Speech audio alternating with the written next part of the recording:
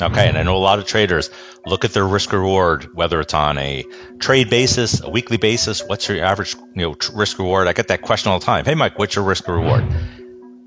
Newsflash, all right? And this is from the risk manager perspective. Risk reward is linear. Whether you have a 10 to 1 or a 1 to 10, the math basically says that it doesn't really matter. Now, there's a couple of little variances I'll talk about in a second, but we're all talking about that 2 to 1. You must have a 2 to 1. You must have a 3 to 1. Cannot be farther from the truth. I have worked with traders who have an 80%, 90% success rate on winning trades, but their risk reward is like 1 to 2. All right. And you'll have someone with a 20% risk reward or success rate, and their risk reward is say 4 to 5 to 1. They'll let they'll take those small losses and let them run. Both are successful, houses in the Hamptons, so that kind of stuff. It really doesn't matter. It's contrary to what you hear a lot about. Like, you got to have at least a 1 to 1.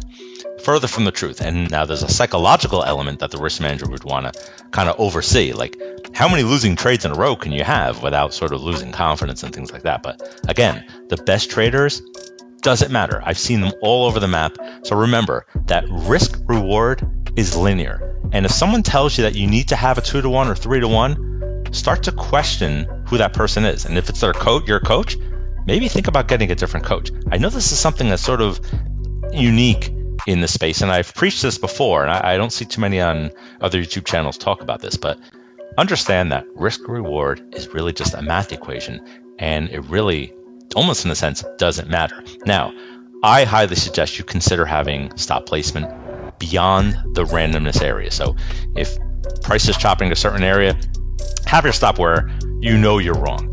But I've seen traders have it where I don't care if it's in the middle of randomness, I'm going to put it really tight, and I don't mind having like a 15% success rate because I'm able to handle that psychologically and do that. I've seen successful traders do pretty much anything, as long as they understand the principles of risk reward and adhere to their plan and do it consistently.